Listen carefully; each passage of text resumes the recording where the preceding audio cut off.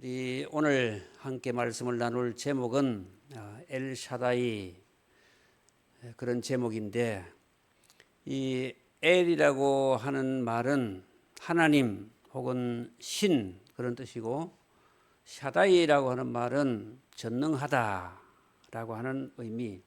그래서 합치면 전능하신 하나님 그런 의미가 되겠습니다. 하나님께서 전능하신 하나님이신데 우리 성도들에게, 나 개인에게는 왜 전능하신 하나님이 전능하신 하나님의 능력을 우리에게 그때그때 나타내 주시지 아니하실까? 여기에 대한 서운함, 여기에 대한 믿음의 어떤 의심, 회의, 이런 것들을 가지고 계시는 성도들이 혹시 있을지 모르겠습니다. 그래서 오늘 엘샤다이 하나님에 대해서 좀 더 깊이 있게 말씀을 나누면서 우리의 신앙의 삶에 중요한 깨달음과 또 삶의 신앙의 어떤 정리, 표대 이런 것들을 우리 성도들이 가질 수 있었으면 참 좋겠습니다. 앞뒤 좌우로 한번 인사하겠습니다. 오늘 또 은혜 받읍시다. 예. 은혜 받을 마음이 뜨겁지 않은 것 같아요. 예. 옆 사람과 이렇게 인사합시다. 오늘 주일 아침에 보니까 천사의 얼굴을 본 것 같습니다. 인사합시다. 네. 네. 야곱이 멀리 있다가 자기 형님 다시 만나러 내려오면서, 형은 300명의 군사를 가지고 동생을 지금 처단하려고, 환영하려고 오는 게 아니고 처단하려고 하는 마음을 가지고 오니까 그 앞에, 형 앞에 절을 하면서 형님의 얼굴을 보니까 하나님의 얼굴을 본 것 같습니다. 이렇게 아부 섞인 그런 인사를 했어요. 그런데 우리는 오늘 아침에 우리 성도님을 보니까, 장로님, 권사님을 보니까 천사의 얼굴을 본 것 같습니다. 이런 아부가 아닌 진정 함께 하나님의 자녀로서 이제 서로 성도를 사랑하고 존중하는 마음으로 천사의 얼굴을 본 것 같습니다라고 인사하면 우리 성도들의 마음이 좀 더 열리지 않겠습니까? 다시 한번 누구를 보니까 집사님이면 집사님, 권사님이면 권사님 얼굴 뵈니까 천사의 얼굴을 뵌 것 같습니다. 한 번 더 인사합시다. 시작.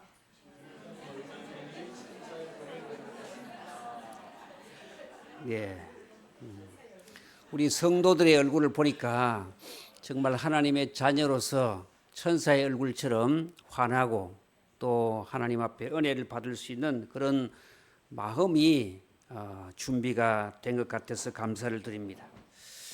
다시 하나님은 전능하신 하나님이라 이렇게 말씀을 하시는데, 그 전능하신 하나님이 나에게는 왜 전능하신 하나님으로 나타나시지 않을까? 여기에 대한 섭섭함이나 서운함을 가지고 계시는 성도들은 없는가?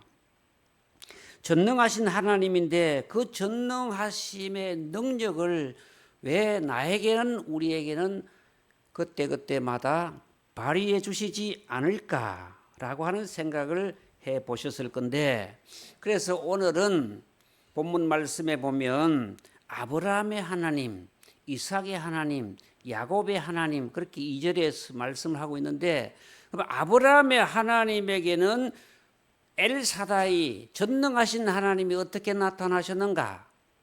이삭에게는 전능하신 하나님이 어떻게 나타나셨는가? 일하셨는가?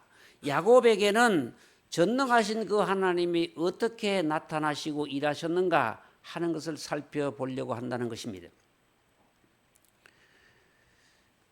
장인재 목사님은 12시에 딱 예배 마치죠? 조금 더 갑니까? 예. 예. 오늘 인사를 좀 길게 하다 보니까 말씀이 조금 길어질 수 있습니다. 양해하시고. 최대한 빨리 말씀 진행하려고 하는데, 아브라함에게는 하나님이 어떻게 일하셨는가? 되는 것을 안 되게 하시는 하나님이시다. 그 이상하지요. 하나님이 되는 것을 안 되게 하신다. 이런 하나님이 바로 아브라함에게 역사하신 하나님이시다. 아브라함이 결혼해서 하나님의 말씀에 따라서 가나안 땅으로 내려왔습니다. 하루는 아브라함에게 하늘의 뭇별을 보여주시면서 내가 너와 너의 후손을 하늘의 별처럼 또 바닷가의 모래처럼 많게 해주시겠다. 그게 철석같이 약속을 해주셨어요. 그런데 나이가 결혼이 언제 했는지는 몰라요. 아브라함이 결혼을 언제 했는지 모르겠는데 50이 지나고 60이 지나고 70이 지나고 80이 지나도 자녀를 주시지 않아요. 그래서 아브라함은 먼저 사라가 제안을 했습니다. 하나님이 자식은 주시는데 나를 통해 주시지 않고 저 내 몸종 하갈을 통해 주실지 모르니까 하갈과 이제 자녀를 낳으면 좋겠다. 그래서 이스마엘 자녀를 낳았습니다. 하나님 그거 아니다. 90이 되고 99세가 되었을 때 하나님이 그때 아들 하나를 주셨어요. 그런데 아브라함을 가만히 보면 우리가 젊은이가 결혼해서 몇 년 지나면 자녀가 태어나는 것은 어떻게 보면 정상적이고 일반적이고 상식적이고 생물학적으로도 그게 가능한 일입니다. 불가능한 게 아니고. 그런데 하나님께서는 아브라함에게 자녀를 주시지 않았더라. 일반적이고 가능한 일을 하나님께서는 불가능하게 안 되게 되는 일을 안 되게 만들어 가시더라. 끌고 가시더라. 이게 엘사다이 하나님이 아브라함에게 행하신 일이더라. 저와 여러분이 이 세상을 살아갈 때 이 정도 열심히 사업하면, 이 정도 열심히 공부하면, 이 정도 열심히 일하면, 이 정도 열심히 신앙생활하면 뭔가 이루어져야 되는데 왜 그렇지 않을까? 그렇게 생각하면서 엘사다의 하나님은 아브라함에게 어떻게 나타나셨느냐? 정상적으로 가만히 두어도 되는 일을 하나님은 안 되게 하시더라 하는 거예요. 이게 엘사다의 하나님의 역사하심의 하나의 모습이다, 패턴이다. 누가복음 5장 5절에 보면 예수님께서 시몬 베드로의 배를 빌려서 말씀을 전하시고 깊은 데로 가서 그물을 던져 고기를 잡아라. 그렇게 말씀했거든요. 그런데 베드로가 밤이 새도록 그물을 던지고 작업했는데 한 마리도 못 잡았지만 말씀에 의지하여 그물을 내리겠습니다. 아니 밤이 새도록 그물질을 했으면 많이 잡는 날도 있고 적게 잡는 날도 있지만 한 마리도 못 잡는 일은 없는데 베드로에게 한 마리도 잡히지 않게 하셨다. 일반적으로 상식적으로 되는 일을 안 되게 하시더라. 그게 엘사다이 하나님의 하시는 일이시다. 그럼 우리 성도들이 이 세상을 살아가면서 이건 보통 일반적으로 되는 일인데 안 된다 그러면 하나님이 역사하시는 것은 아닌가? 하나님이 지금 내 인생에 일하시는 건 아닌가? 이걸 체크해 보셔야 된다. 우리는 안 되면 하나님을 원망하거나 아니면 스스로 낙심하거나 아니면 자책하거나 그럴 수가 있는데 하나님은 자연스럽게 놔둬도 되는 일을 안 되게 하실 때가 있더라. 그분이 바로 전능하신 하나님이시다 하는 것을 받아들일 수 있는 신앙. 이게 오늘 아브라함의 하나님, 전능하신 하나님이 아브라함에게 행하신 일, 그것이 바로 이런 모습이다 하는 것이죠. 그럼 왜 하나님이 가만히 자연스럽게 놔둬도 되는 것을 안 되게 하실까? 하나님은 직구전 하나님이신가? 하나님은 성도들의 삶을 실패하게 만드시기를 좋아하시는 하나님인가? 그게 아니다. 그럼 뭐냐? 100세가 되도록 아들을 하나 안 주어도 그래도 네가 하나님을 믿느냐? 그래도 네가 나를 믿을 수 있느냐? 밤새도록 그물을 쳐도 고기 한 마리 안 잡히는데 그래도 내가 하는 말을 네가 순종해서 다시 바다에, 그 똑같은 바다에 나가서 고기를 잡을 수 있느냐? 그래도 네가 나를 믿을 수 있느냐? 그래도 네가 내 말에 순종할 수 있느냐? 이걸 지금 말씀하고 있는 거거든요. 되는 것을 안 되게 하신 하나님.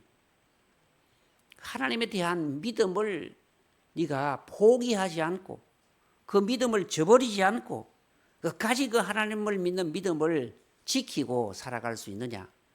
하나님은 그걸 우리에게 보시고 계시는 것입니다.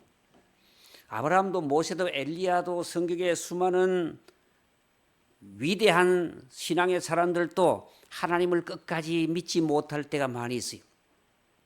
초두에 말씀드렸듯이 아브라함과 사라도 믿지 못하고 하갈을 통해서 자녀를 얻었고, 엘리야도 하나님을 끝까지 믿지 못하고 광야로 내려가서 로뎀 나무 아래서 죽기를 구하여 하나님 이제 내 생명을 거두어 주십시오. 그렇게 말했죠. 성경에는 수많은 사람들이 하나님을 끝까지 믿음을 가지고 믿음의 그 밧줄을 놓지 않고 살아갔던 인물들이 그렇게 많지를 않다 그 말이죠. 그게 바로 아브라함을 향해서 일하신 엘사다이 하나님의 모습이다. 두 번째는 이삭을 통해서 엘사다이 하나님은 어떻게 일하셨는가? 안 되는 것을 되게 하시는 하나님이시다. 그 반대죠. 그게 전능하신 하나님이죠. 안 되는 일을 되게 하시는, 불가능한 일을 가능하게 하시는 분이 엘사다이 하나님이시다. 우리가 잘 아는 대로 이삭은 아브라함이 100세 때 태어났습니다. 성경에 보면 아브라함의 아내 사라는 경수가 끊어졌더라. 경수가 끊어진 지 오래된 것입니다. 경수가 끊어졌다고 하는 말은 가임 연령이 지나갔다. 조금 안 좋게 말하면 유효기간이 끝났다. 그런데 하나님께서는 그 이삭을 이 세상에 태어나게 하셨다. 불가능한 일을 가능하게 하시는 분이 하나님이시다. 그게 엘사다이 하나님이시다. 어떤 할머니 할아버지 두 분이 사는데 손녀를 이제 맡겨서 손녀를 키우고 있는 가정이 있었어요. 그런데 이 손녀가 할머니 말을 하도 안 듣고 짓궂고 장난치고 그래서 할머니가 하루는 손녀를 불러놓고 이렇게 말했어요. 내버려야 되겠다. 아이를 앉혀놓고 내버려야 되겠다. 그랬어요. 아이는 갑자기 얼굴색이 바뀌면서 그렇게 하다가 갑자기 무슨 생각을 했는지 얼굴이 환해졌어요. 그런데 할머니에게 이렇게 말했어요. 누구? 그랬어요. 처음에 자기 보고 얘기한 걸 분명히 아는데 이 아이가 얼마나 재치가 있는지 머리를 촥 돌려서 모드를 촥 바꿔서 누구? 그랬어요. 그러니까 할머니가 내버려야 되겠다. 또다시 그랬어요. 니라고 말을 하지 않고. 그러니까 할머니가 아이가 뭐라는지 아세요? 할비? 그랬어요. 저 집사님 아시는 얘기네. 할비? 그 말은 무슨 말인가요? 우리 집에 할비는 유효기간이 끝났다. 유효기간이 끝났다. 할머니도 자기를 키우기 위해서 있어야 되고 지는 아직 나이가 어리니까 자라서 어른이 돼야 되는데 우리 집에 할비는 아무것도 하시는 일이 없이 그냥 놀고 계시니까 할비 버리면 되겠다. 할머니 날 버릴 생각 말고 할아버지 버리세요. 그 뜻이잖아요. 그 유효기간이 얼마나 중요한지 아이도 다 알거든요. 사라는 유효기간이 지났고 가임기간이 지났고 아이가 태어나는 것은 불가능한데 그럼에도 엘사다의 하나님은 그 아브라함과 사라를 통해서 이삭이라는 아이가 태어나게 하시더라. 이게 엘사다의 하나님. 하나님은 불가능한 일이 없으시다. 하시려면 무슨 일이든지 하신다. 그걸 지금 우리에게 말씀해 주고 있습니다. 유다가 586년에 바벨론 포로가 되어서 나라가 다 망했는데 그럼에도 불구하고 하나님은 70년 후에 유다 백성을 이스라엘 땅으로 돌아오게 하시고 그 나라를 회복시켜 주셨습니다. 지금 이스라엘이 저렇게 온 세계에 혐오 1번이 된 나라가 되어버렸어요. 그게 심각해요. 온 성경에 이스라엘이라고 적어놨는데 이스라엘 나라가 전 세계에서 혐오를 받는 나라 국가 1번이 되어버렸다 이 말이에요. 그러니까 기독교가 이제 덩달아 뭐가 되지요? 기독교의 그 가치가 세상 말로 주가가 떨어질 수밖에 없는 시대에 살고 있어요. 그럼에도 불구하고 성도는 여호와 하나님 엘사다의 하나님이시다라고 하는 여기에 분명한 믿음을 가지고 믿음을 지켜나갈 수 있는 사람이 얼마나 될 것인가. 믿음을 지켜나가는 사람이 예수님 말씀처럼 점점 적어지는 이 시대에도 그러나 엘사다의 하나님은 전능하신 하나님이시다. 이 분명한 믿음을 가지고 살아가는 저와 여러분이 되시기를 주의 이름으로 축원합니다. 마태복음 14장에 보면 오병이의 사건이 있죠. 우리가 잘 아는 그 보리떡 5개 가지고 5,000명을 먹이는데 어떻게 해요? 예수님은 하나님이시고 하나님의 아들이시고 전능하신 하나님이시기 때문에 5,000명 아니라 5만 명도 보리떡 하나도 없는 가운데서도 먹일 수 있는 전능하신 하나님이라고 하는 것에 대해서 분명한 믿음을 가지고 우리가 살아야 된다 하는 거죠. 이 믿음을 결코 잃는 자가, 잃어버리는 자가 한 사람도 없기를 주의 이름으로 축복합니다. 오늘 7절 말씀에 보면 당시 최강의 나라 애굽에 이스라엘 백성들이 지금 종살이하고 있는데 너희를 그 애굽의 무거운 짐 밑에서 빼낸 분이 바로 하나님 여호와 엘사다의 하나님이시다. 이스라엘 백성들을 누가 그 바로 왕 밑에서 빼낼 수 있겠습니까? 해방시킬 수 있겠습니까? 탈출하게 할 수 있겠습니까? 여호와 하나님 외에는 없다는 거죠. 그러니까 우리는 뭘요? 세상을 바라보지 말고 내 실력을 믿지 말고 여호와 하나님을 믿고 살아라. 그걸 지금 이삭을 통해서 나타나신 엘사다의 하나님을 볼 수 있게 되는 것이죠. 그 다음에 세 번째는 야곱을 통해서 나타나신 엘사다의 하나님은 어떤 하나님이신가? 야곱을 통해 나타나신 엘사다의 하나님은 인생의 미래에 대해서 예측 불허의 하나님이시다. 예측을 불허하게 만드시는 하나님이시다. 야곱의 인생을 여러분 한번 살펴보십시오. 형의 장자의 축복을 빼앗고 축복 기도를 빼앗아 받아가지고 멀리 이제 바단 아람으로 쫓겨갔는데 거기에서 외삼촌의 양치기를 하고 있는데 외삼촌이 하루를 물었어요. 야곱아, 네가 내 조카지만 무임금으로 어떻게 노동하겠느냐? 어떤 임금을 주면 좋겠느냐? 제가 삼촌 딸 라헬을 사랑하는데 결혼시켜 주시면 내가 7년을 봉사하겠습니다. 그 7년 봉사해서 결혼을 시켜줬는데 아침에 첫날 밤을 지내고 보니까 라헬이 아닌 레아였더라. 이걸 누가 예측했을까? 예. 야곱은 요즘 애들 말로 1도 예측하지 못한 일이죠. 1도. 그뿐이 아닙니다.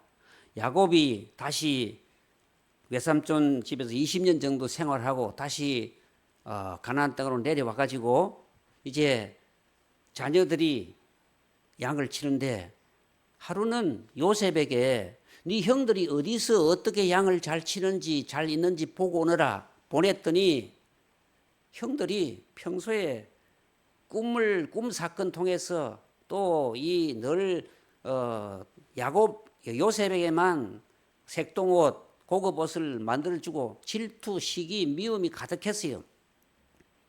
요셉을 미디안 대상 상인들에게 팔아먹어 버렸어요. 그리고 동생 옷을 벗겨서 짐승의 피를 묻혀서 아버지에게 갖다 줬어요. 아버지 이게 혹시 요셉의 옷이 아닙니까? 야곱은 세상을 살아가면서 1도 예측 못한 일이 자기 눈앞에 펼쳐진 거예요. 내가 가장 사랑하는 요셉이 짐승에게 찢겨 죽었구나. 1도 예측하지 못한 그걸 0.01이라도 예측했으면 요셉을 형들에게 안 보냈죠. 예측 불허의 인생을 살아가는 것이 바로 야곱을 통해서 나타나신 하나님이시다.